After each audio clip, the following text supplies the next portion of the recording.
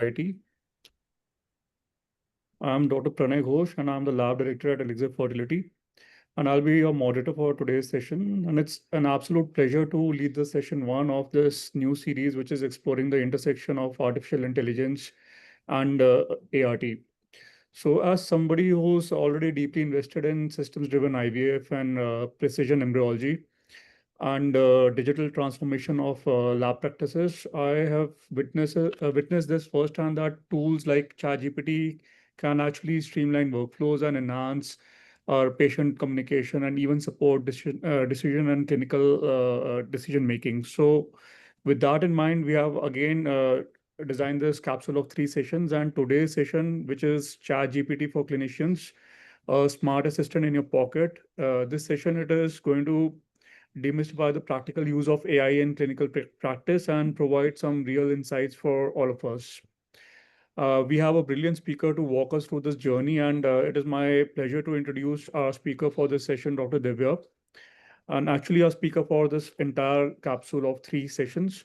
Dr. Divya, she's a dynamic clinician and an innovator who bridges traditional practice with future-facing healthcare.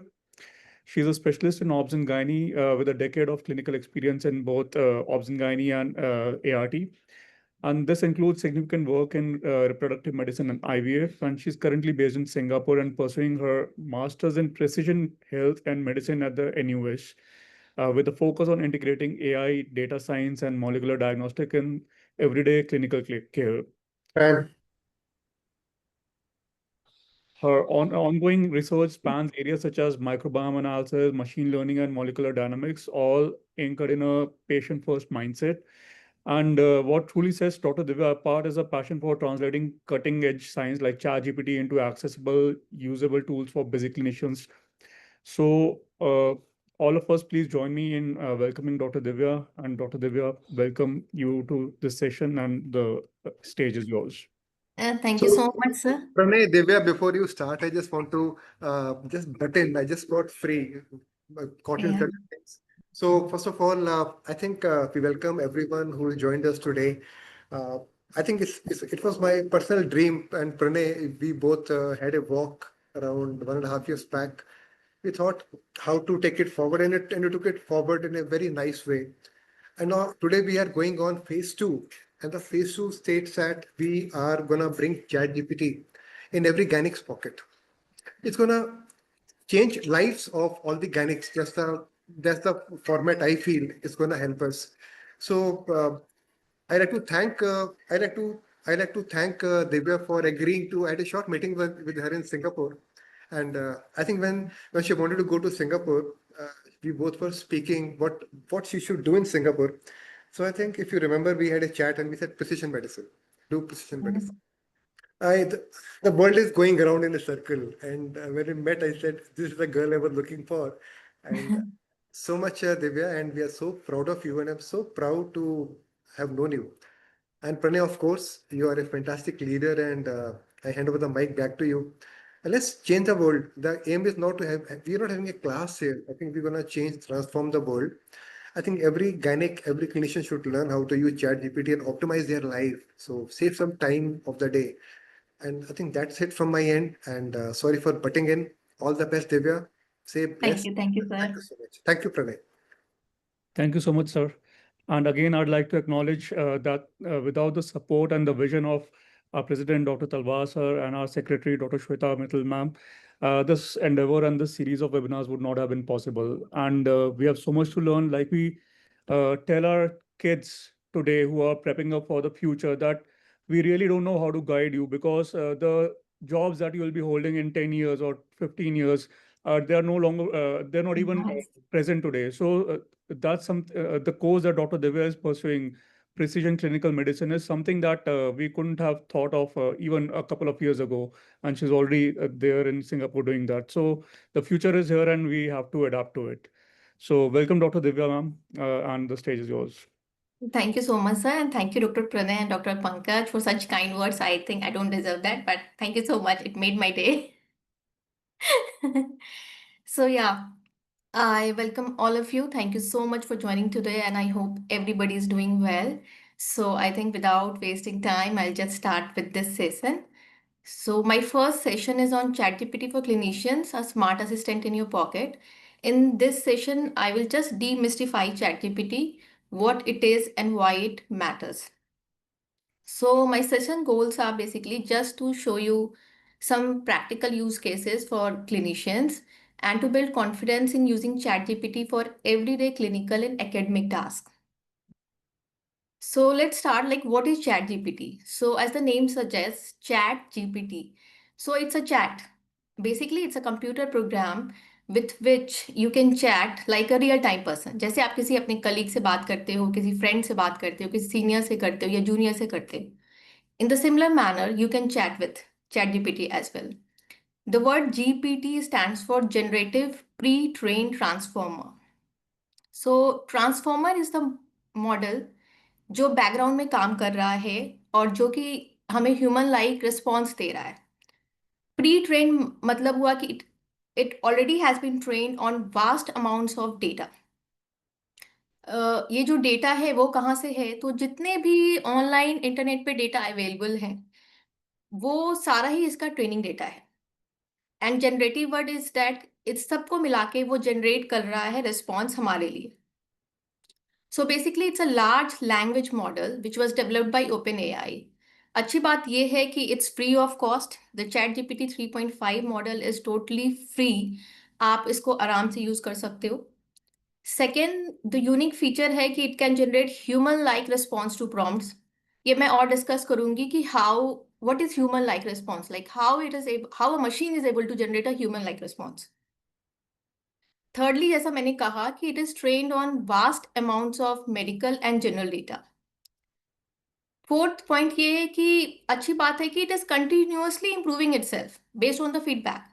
So it is very safe to use with caution and care. You can think of it as a medical assistant who helps you with documentation, explanation, summarization and brainstorming as well.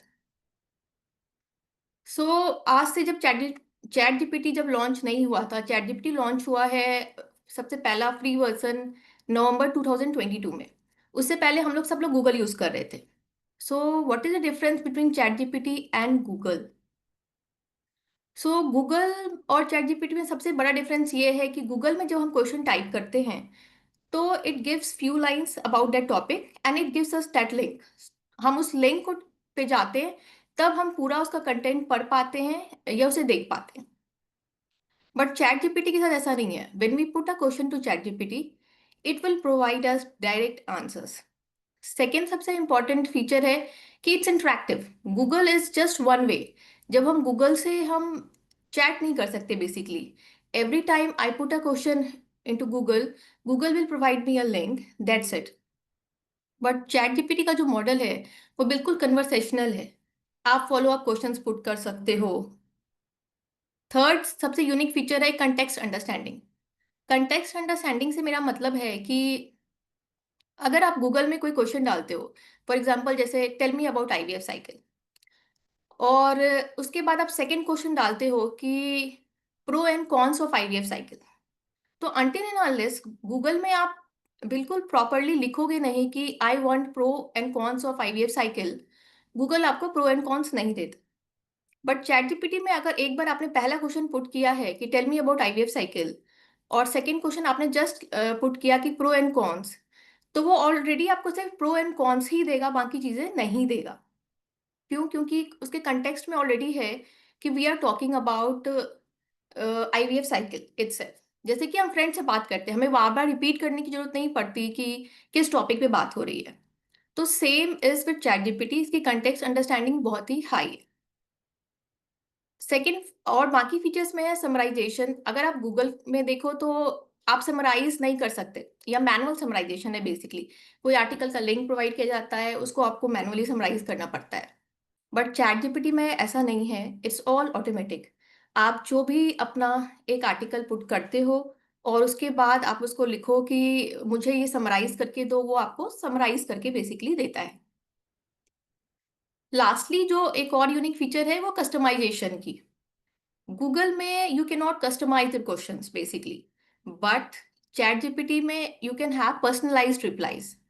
जैसे if I ask chat GPT that I am a fertility consultant, and answer me thinking of me as a fertility consultant, then उसके जो answers होंगे वो बिल्कुल उस तरह ही tailored होंगे. If I tell कि I'm a layman, give me answer like a layman in a layman's language, तो उसके जो आंसर्स होंगे वो layman's language में होंगे. So it's very personalized. आप उसको personalize कर सकते हो जैसे भी चाहो. So if Google gives you links, ChatGPT gives you direct answers. So you can think of ChatGPT as a senior doctor with decades of experience, who is trained on vast amounts of medical knowledge, who is always available, and it gives you a clear evidence-based answers in seconds. So जैसे कि ये मेरा Google पे मैंने question डाला था, can you tell me ovarian stimulation guidelines. आप देख रहे होगे कि गूगल ने मुझे एक लिंक प्रोवाइड किया ऐशरे गाइडलाइंस का.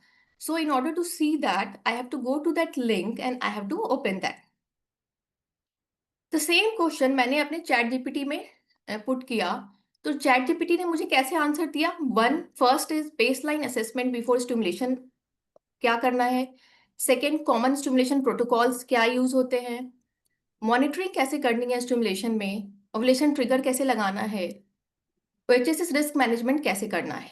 And lastly it is also telling कि गाइडलाइंस इसने क्या रेफरेंस किया है providing this answer.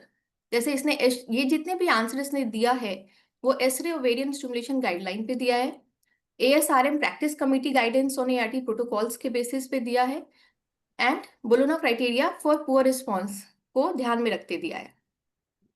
So Dr. you Divan, sorry, just a little feedback. Can we just have English as the language for conversation, since we are participants joining from all over the country? So perhaps a mix of Hindi or and English would not be apt for all. Thank you. Sure, sure. Thank Oh, you. I didn't know this. Thank you. Sure. So, I'll start again. So, let me show you a simple difference between Google and ChatGPT. So, when we put a question on Google, so like this, you're seeing on my screen, I have written, can you tell me ovarian stimulation guidelines? So, what it has provided me a link of SRA guidelines. So, in order to see that, I have to click on that link and then I have to read through that. The same question, I gave it to ChatGPT, and ChatGPT has answered in the following headings. First is baseline assessment before stimulation. Second is common stimulation protocols. Third is monitoring during stimulation. Fourth is ovulation trigger. Fifth is OHS risk management. And it has also told us that what guidelines it has referenced to frame this answer. So this is how ChatGPT answers actually.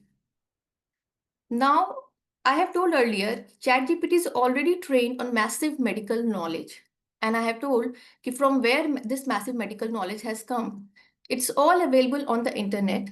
So whatever data, which is like openly available on the internet, it's training data.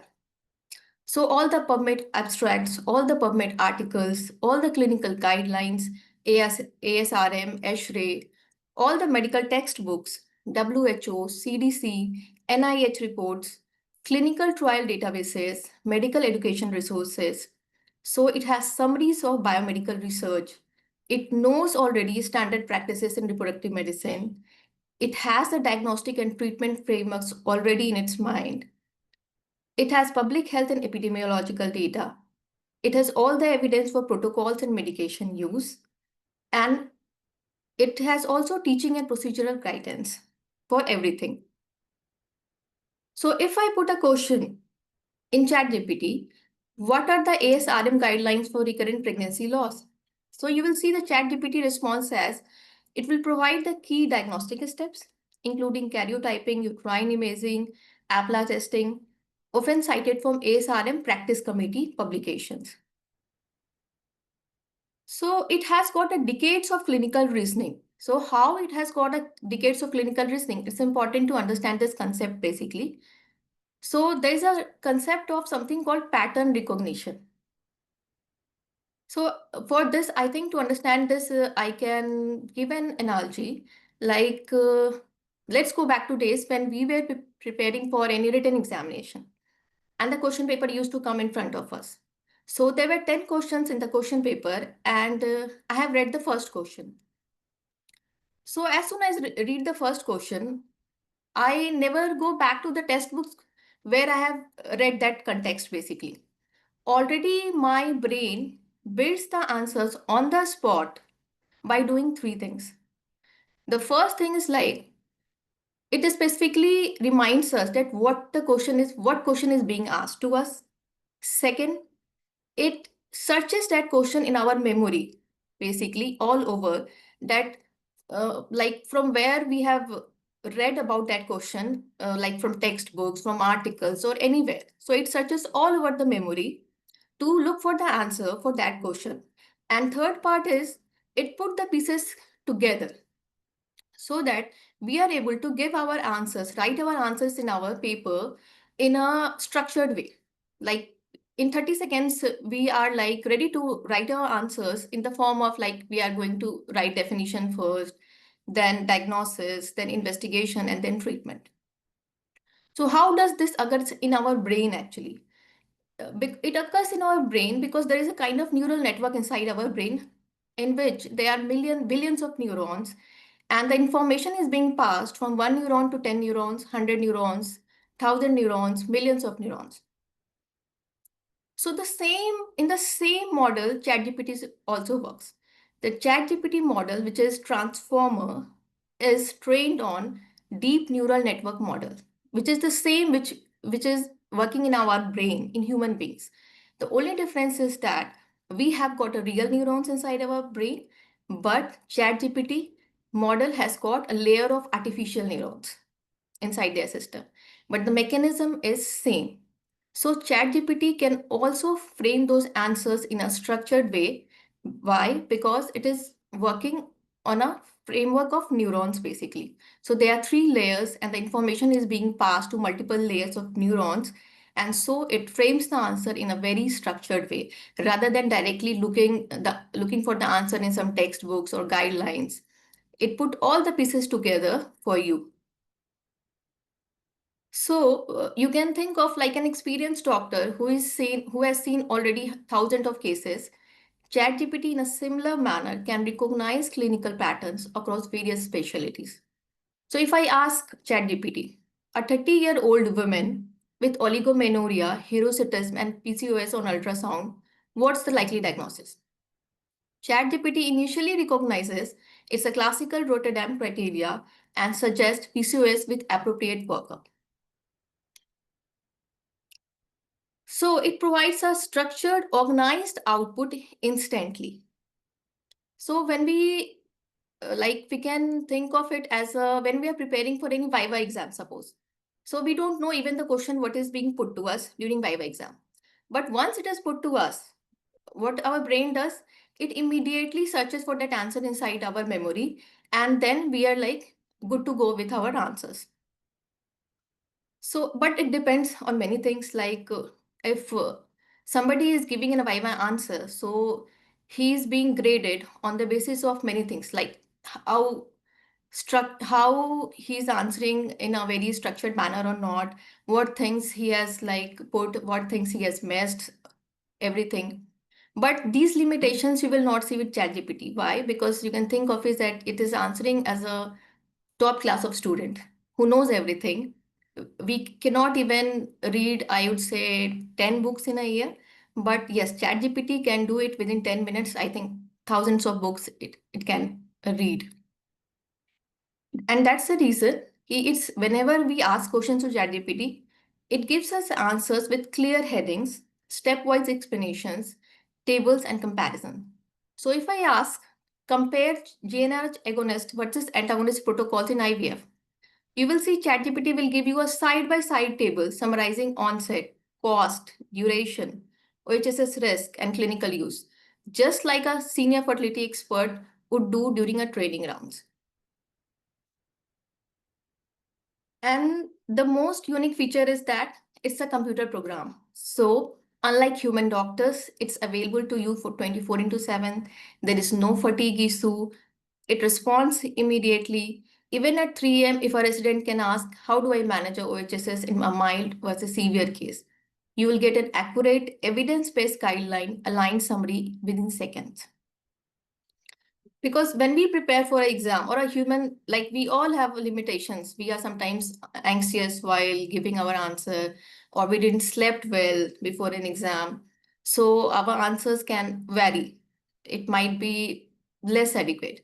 But those limitations you will never see with ChatGPT. It will always give you perfect answers. So it's multilingual and patient-friendly explanations you can get from ChatGPT.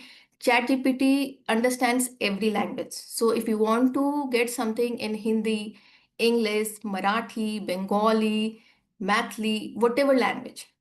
So it's multilingual. As a senior clinicians, they know how to translate medical jargon into patient-friendly terms.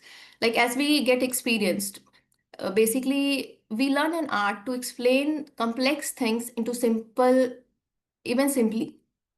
Same does ChatGPT also does.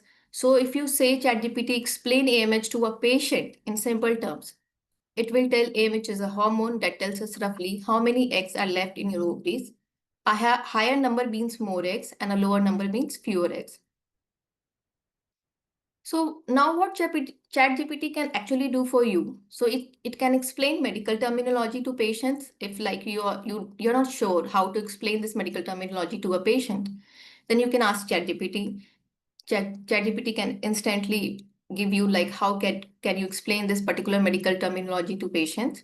It can draft clinical notes and discharge summaries. If you tell give me cesarean section notes, it will give you cesarean section notes. If you tell it give me hysteroscopy notes, it will give you hysteroscopy notes. Discharge for the same for discharge summaries, whatever discharge summary you want to get, it can give you instantly in seconds, and you can try this also. Whatever complex medical terminologies are there, it could be simplified within seconds if you ask it. It can help you summarizing the literature. These days, actually, literature is like exhaustive. For everything, there's a lot of paper, a lot of articles, and it is not possible to go through all of them in a very short span of time. So it's very useful in that regard. You can just give the article name with the author's name and tell ChatGPT, I want you to summarize this in simplest manner in bullet points, and it will do it within seconds. So now we can have the live demo. So if people who are already using ChatGPT, so I would like that they can open their prompt and they can type this question there. And I think one of you can tell me what it answers. That sounds okay?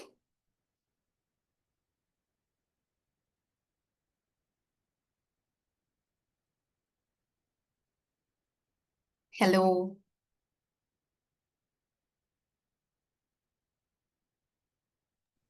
Yeah, perhaps all the participants have been muted for the sake of the uh, Okay. So presentation. Let me do that on your behalf.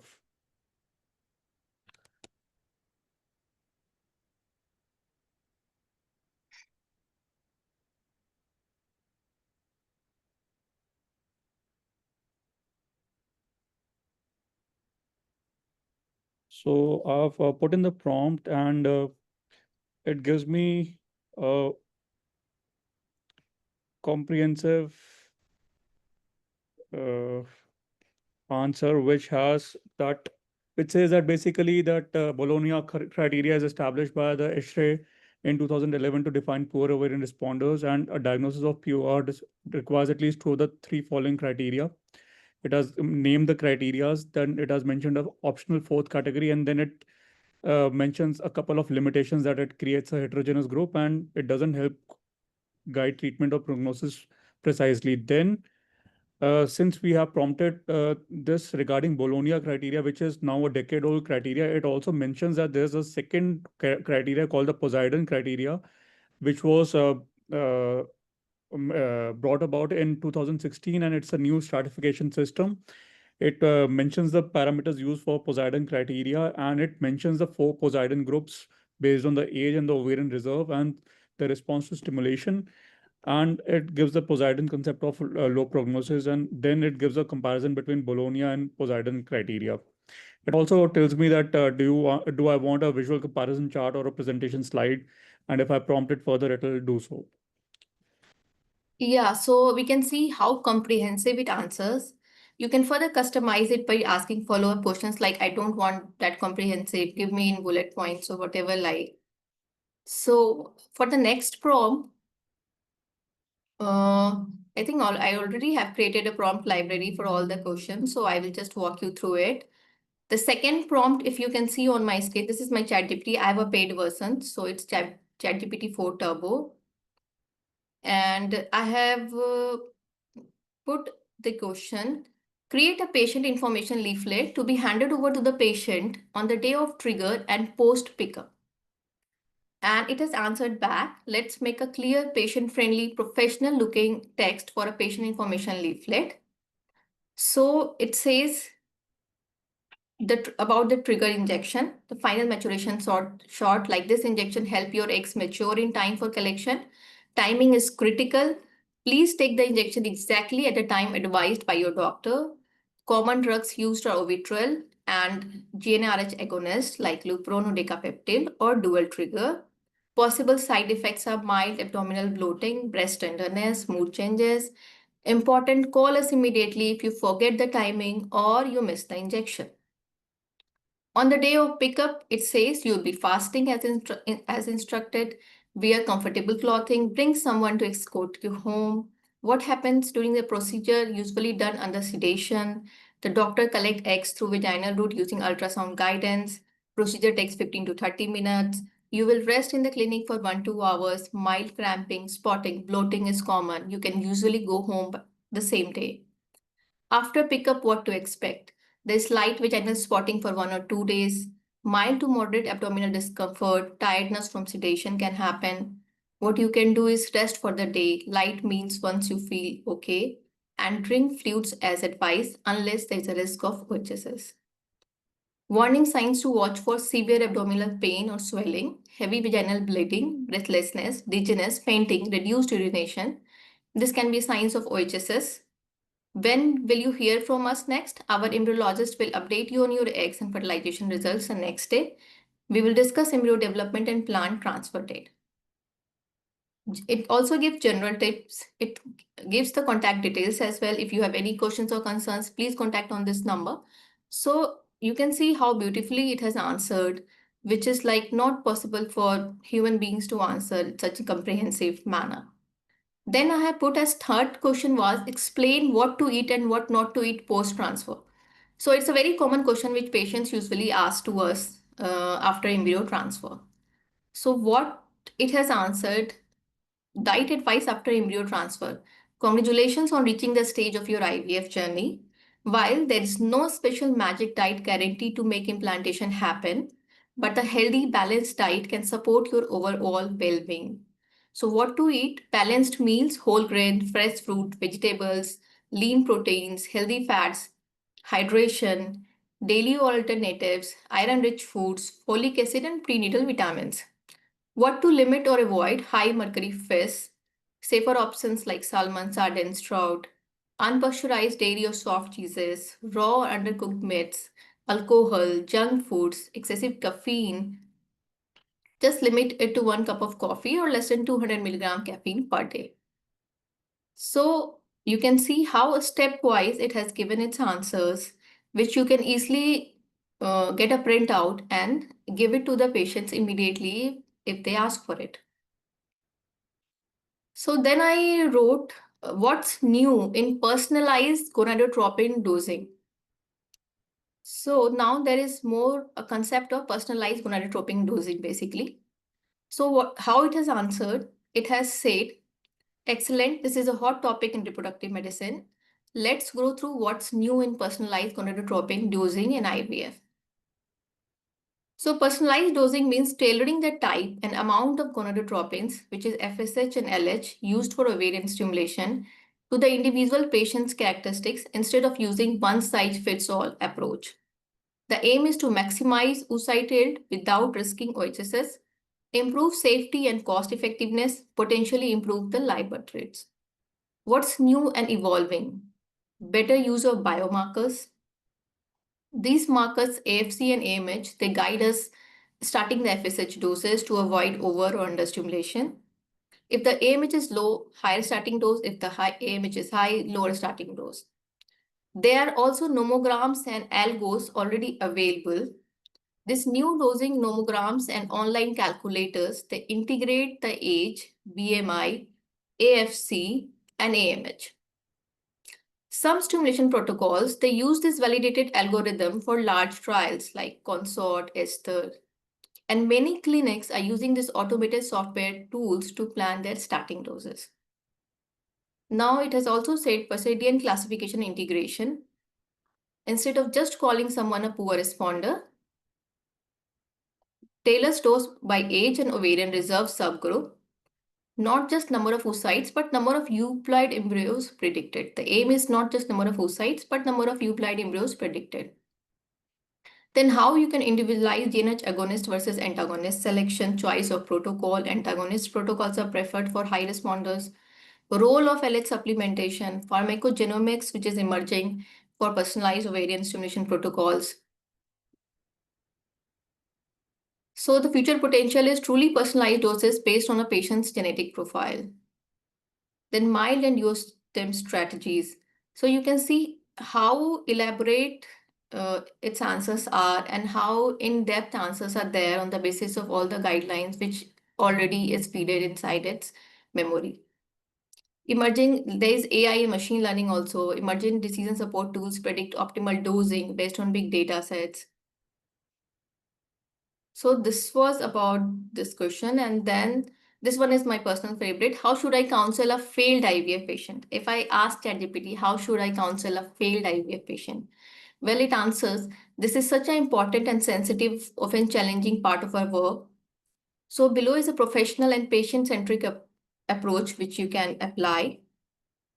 So the goals of counseling after a failed IVF cycle should be acknowledge and validate the patient's emotions, explain possible reasons in simple terms, offer clear next steps and hope if appropriate, maintain trust and therapeutic alliance. First, acknowledge their feelings. Start by naming and normalizing their grief. I know isn't the outcome you were hoping for. I'm truly sorry. It's normal to feel upset, frustrated, or even angry right now. Give them time to respond, allow silence, listen without interruption. Validate and empathize. It's okay to feel however you are feeling. This is such a hard journey. It's understandable to feel disappointed or even hopeless right now. So you can see how human-like response it's giving. Not even us can, I think, sometimes can give such a human-like response to our patients. But yes, it gives the format to us. Like if we are not sure how to answer some IVF patient, we can ask even ChatGPT. It's going to give us at least the framework.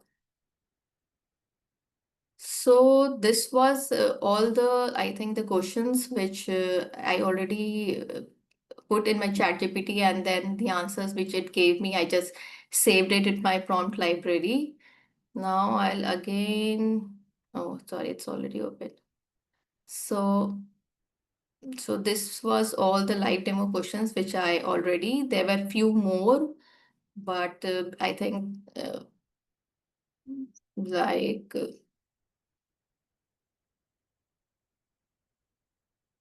so it saves you time by searching long PDFs, great for reviewing guidelines before rounds or procedures.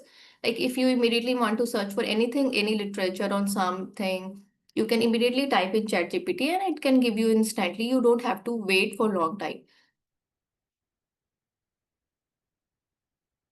Even if you want to teach a junior resident the steps of something, which is like you find it difficult, you will just see how it gives the answers. It quickly explains clinical procedures with teaching level clarity. If I suggest some hot and emerging thesis topics in reproductive medicine for a master's or PhD student, that also it gives a very, like, it searches all over and it provides you really good thesis topics in the field of reproductive medicine. If you want to get, like, if you want to learn by example, you can ask, like, give me a clinical example of HSS management in a high-risk IVF patient. Complex terminologies, like you can ask, explain endometrial microbiome in simple terms, and it will explain to you like in a very simple terms. And if you don't understand, you can say, well, I don't understand. You can explain. Can you explain to me again, like a 10-year-old? And it's again going to, based on your feedback, it will again provide more simpler explanations. So this was all about ChatGPT, but there are some important clinical ethical considerations which you always need to keep in mind. So first thing is clinical validation. You always cross-check medical advice with trusted clinical sources. ChatGPT is not the substitute for professional medical judgment. Never put any identifiable or sensitive patient data to ensure confidentiality is maintained. Treat ChatGPT as a learning aid. It's not the only source of medical information. Continue consulting peer-reviewed literature and clinical guidelines. So, I repeat again, never put any patient identifying data. Use it for drafting, not for final decision making. You are the doctor, AI just an assistant. Review outputs before use in real cases. So it's completely a myth that ChatGPT will replace doctors. In reality, it supports doctors by saving time and boosting productivity. There's another myth that it's unsafe, or many people are like, they just don't use it. I don't know why. It's unsafe or illegal to use, but in reality, it's a tool, it's not a decision maker. Use it ethically. You just need to use it ethically. So, why human doctors still matter in spite of such an advanced AI tool? Because ChatGPT cannot examine a patient. It cannot interpret nuanced physical signs or make judgment calls based on subtle human cues. It may not always be up to date with the latest studies unless manually integrated with newer tools. Ethical and emotional intelligence in complex cases still requires the human touch. So with this, I conclude ChatGPT. You can think of ChatGPT as a senior doctor who has read everything, who organizes thoughts perfectly, never tires, but still needs a human team leader to supervise its advice. Now, many people ask me like paid version or free version. Though I have a paid version, but I think free version is sufficient for basic clinical tasks. For whatever you want to do, free version is just sufficient. ChatGPT 3.5 model is free.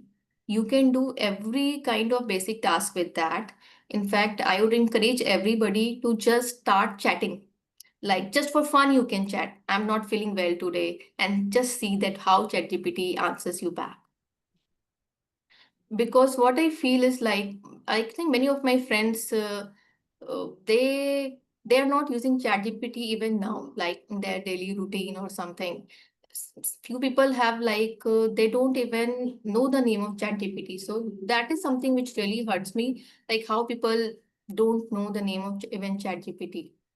The paid version is basically for higher end research work, I would say, like people who had to do some very higher end research, they can go for paid version because it has very advanced clinical reasoning with paid version.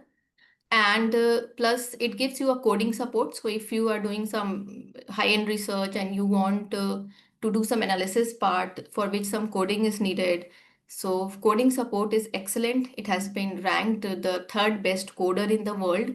So even people who are not from technology, computer science, they can easily learn with the help of ChatGPT, I would say. But yeah, free version is more than sufficient for doing basic tasks. So please just use it every day, just for fun. Use it for initial days so that at least you get to know, and you are the best person to decide whether the answers given by ChatGPT is okay, good, not good. So, but you can do it only once you start using it. So that's the with this, I'll just end. The next session will be prompt engineering tips for gynecologists and reproductive medicine doctors, and how we can customize and create our own prompt library there. And the last, I will be taking on medical writing, research and academic boost, ethics and academic integrity. So thank you all for your precious time. I just hope it was a bit helpful. Over Thank you, to you, Dr. Dr. Divya. Pranay. Thank you, Dr. Divya, for this engaging and enlightening session. You made something that seems very complex as very practical and approachable, and something that we can do in our daily clinical practice. So, from patient communication to literature review or audit documentation, ChatGPT seems to be a very smart tool and smart assistant in our pocket. With that, we have some questions that we can get on to, and there are just a few. Uh, Dr. Anjali Patil has asked, is there an easy way to make PowerPoint presentation? Please explain, Dr. Divya. Yeah, like I make my PPT with ChatGPT only these days. So there are many other AI tools which are like used for making PPT. Like I prefer Gamma.ai for making my PPTs most of the times. But if you type on Google AI tools for making PPT free of cost, we'll get a list of all the things. I prefer Gamma. Gamma is my personal favorite for making PPT. And ChatGPT cannot make PPT for you, but yes, if you ask ChatGPT to make a PPT, it will give you the content, but then you have to copy paste that content to your slides. Yes, so the slide deck can be prepared by ChatGPT, but if you want to just enter in a prompt and want an entire presentation to be made, Gamma.ai or presentations.ai are Yeah. good tools. Then Dr. Divya Jetwani has asked, sometimes when we create some content and the ChatGPT mentions some links of sources, like for journal reference, these references don't open up. So sometimes what happens is the ChatGPT produced references are kind of hallucinations. They would open up into a totally different unrelated reference. So this is something that has been happening, but over time it has been refined. And I don't know your comments, Dr. Divya, regarding hallucinations with Uh, GPT. I really don't think so. Okay, it is hallucinating if you ask specifically some guidelines or some papers. See, there's one important limitation of ChatGPT is like it has been trained on data since 2022. And so afterwards, those data which are not directly linked to their account, you cannot access it. So if somebody has, like if ChatGPT, the members who are working on the back of this model, who are maintaining this ChatGPT model, if they haven't have taken the subscription of PubMed 2024 for 2024, 2025, you will not get those articles with ChatGPT. Right now, it has been trained till 2022, so you have to remember that. If you want to get something more recent than that, then you have to specifically ask on that. It will provide you the link, but yes, that link will not open because it might be a paid version which is uh, not accessible by ChatGPT. Thank you. And another question by Dr. Divya, which is very relevant regarding the prices, because pricing is something that brings me back to your one of your presentation slides, which says that ChatGPT doesn't get fatigued. But with the basic version that we haven't paid for, it does seem to get fatigued with the higher, I think, heavier prompts, and it says that you have exhausted your limit for the day and you have to wait for so many hours for you to prompt it again. So, with that, I think you would be a better judge to advise whether it would make sense to go on to the paid versions, which cost a little higher. So, which brings me to the second part of the question: what is the pricing like? So, pricing is free is obviously free. The plus version costs you around $20 per month.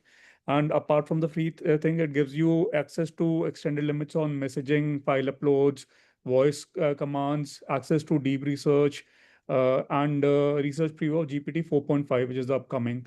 And it can also give you a limited access to video generation using Sora, which is another AI video generator.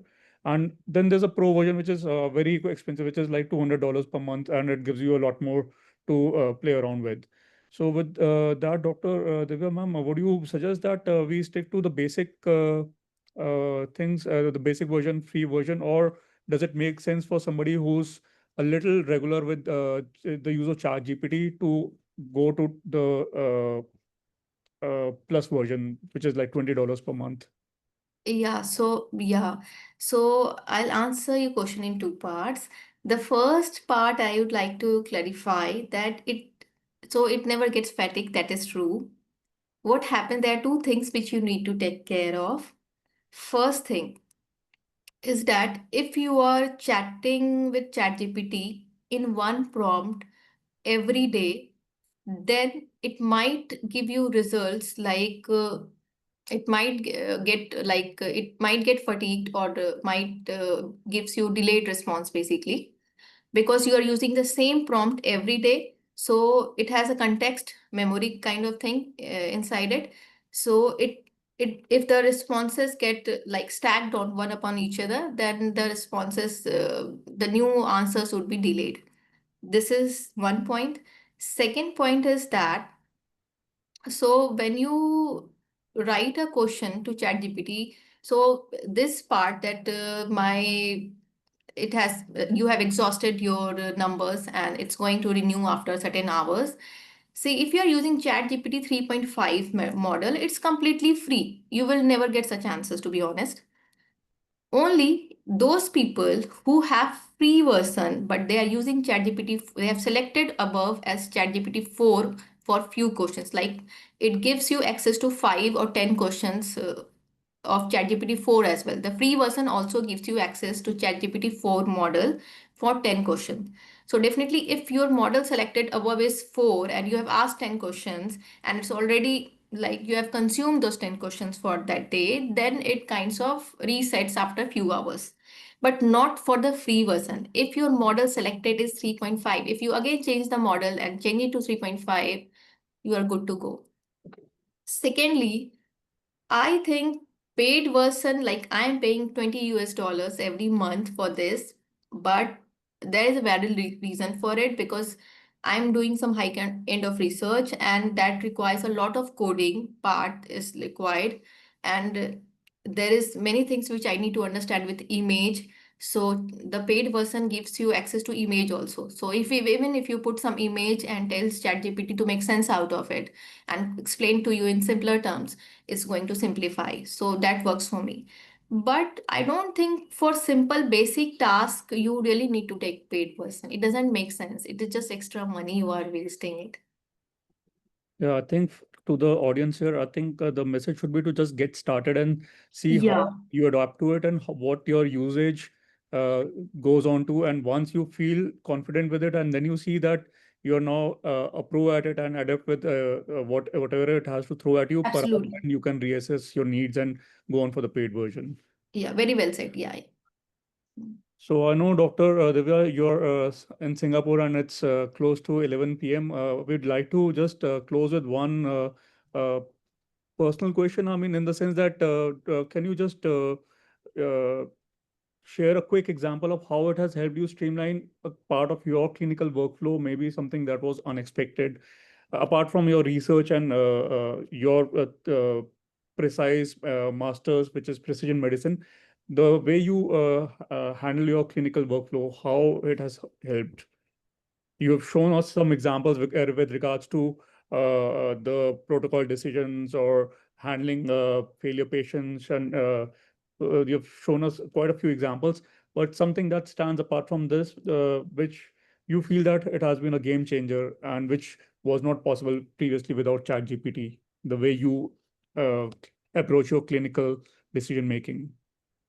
Yeah, the thing is that we are all humans, and obviously, even if we read 10 textbooks, I won't think even 20% remains in our memory.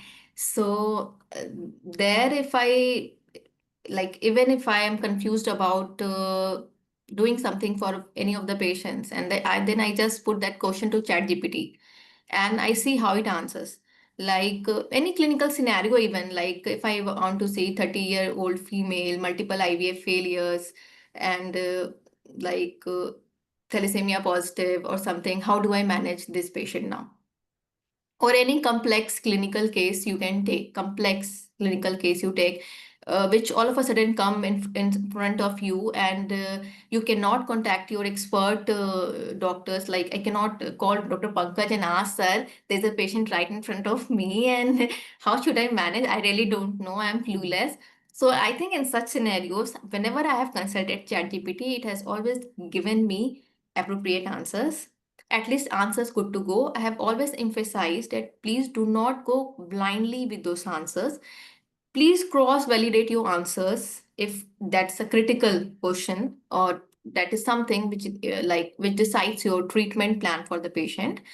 But just like for facing a patient, sometimes some complex clinical cases come which completely leaves you clueless for for some time. So for such scenarios also ChatGPT is very helpful. You just type, it gives you answer instantly in seconds, and at least you are good to go with the patient. So it develops it kind of make you sound very confident in front of the patient. You know what they have come for basically in front of you. You know their management, you know their treatment frameworks. So this immediately assures them.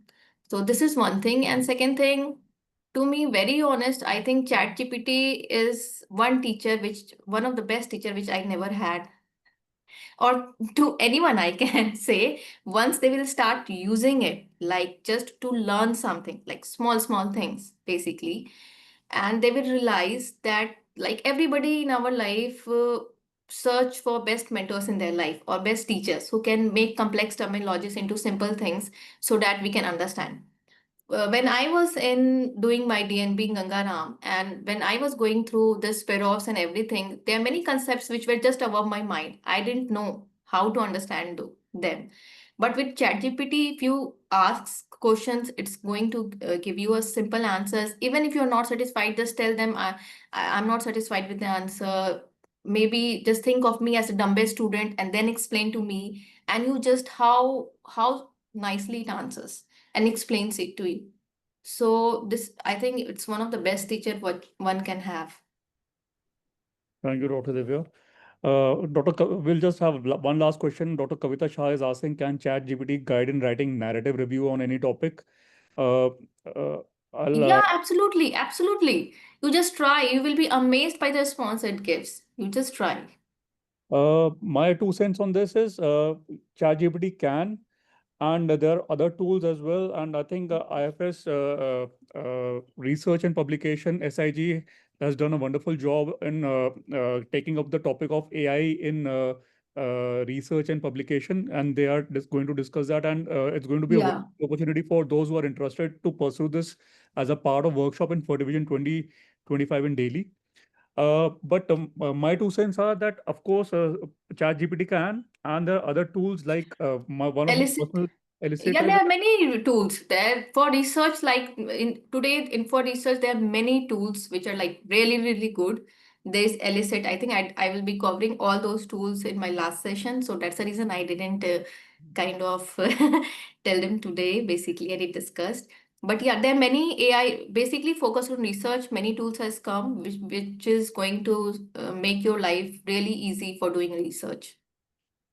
Yeah, yeah, I just wanted to give in my opinion on this, that ever since I've started using some of these tools, I felt that the kind of deep thinking that I used to put in for writing papers, book chapters, publication, that has gone for a toss. And we have to be a little mindful on how we approach adapting these tools so that we don't lose. Because you can, for now, make Absolutely. out a distinctive difference between something that has been entirely put out with the use of ChatGPT or Elicit or Genie AI, or something that somebody who has put in their thought process and generated manually. So you can make out a difference. So once you go AI and you have over reliance of AI tools, it is very difficult to go back. This is my personal opinion. So a judicious use of AI for you to have a structure, but then work on the headers all by yourself would be a more prudent way of approaching it, especially with regards to this question of how to write a narrative review. Not let the generative transformer do the entire thing, but do your own thing, and but just have headings generated for you, and that would be a judicious way of using this. Yeah, I would like 100% agree with you on this. And you were really like 100% correct in saying that I think if you don't use judiciously, you will, I think your critical thinking power is going to go for a toss. So definitely this is, if you are doing everything with the help of ChatGPT, things can really turn in a negative way for somebody. ChatGPT is a learning aid, so use it like that, I would say, and never try to completely build your answers based on that only. I would say use your own brain. ChatGPT for narrative reviews, I would say first prepare your review. What I do personally, like what I have been taught in NUS, we so they taught us like you can use it judiciously. The way is that first you give your whatever you have prepared, your review, you just give it to ChatGPT. You can ask for the feedback, like I have written this, and what's your take on that? Like how can I improve, or what do you think is lacking in my narrative? So those are the ways in which you will not lack your own critical thinking capacity, I feel. So just don't put the question and try to copy paste from that, I would say. First, try to frame everything on your own, and then you can ask ChatGPT as a feedback that how I can improve this abstract or something like that. It's going to work. Why it is important? Because even if you just copy and paste on ChatGPT, there are tools which can detect you have written this particular matter from ChatGPT or copy pasted from ChatGPT. They are AI tools basically. So you cannot, that is something called plagiarism. You cannot do that. So if you don't want to do that, obviously you have to put your own critical thinking first, and then maybe you can ask for the feedback, I would say. But this is for see publications and such things, I would say. In general, if somebody wants to just learn and do things, they can try. Right. So I think it's a good time to wrap up. And thank you again, Dr. Divya, for this engaging and enlightening session. I also like to thank our audience for staying behind till the end of the session, and thank you all for your active participation, your thoughtful questions, and for being open to embracing new age tools. Because we were a little apprehensive whether we would have enough participants to justify having this session. So this is just the beginning of a larger conversation between medicine and machine learning, and I'm excited that we at Indian Fertility Society are taking the lead in initiating this dialogue. So on behalf of IFS, I invite you to stay tuned for the upcoming two sessions, which should be on the weekends again, Saturdays, 7:30 p.m. And we hope you walk away from each of these sessions with not just with knowledge, but with inspiration to experiment and adapt to ChatGPT. So until then, thank you and good evening. And thanks again, Dr. Divya. Thank you, Wonderful. Dr. Pranay. Thank you so much for your kind words. Thank you for precious time. It has been really nice talking to you on this platform. And thank you everyone for joining me today. It was really, the pleasure is all mine, I would say. Thank you again, Dr. Divya. And Thank you. have a wonderful evening ahead and good night, I guess. It's Good a night. Yeah, for me it's 11. Good night. good night. Good Thank night. you.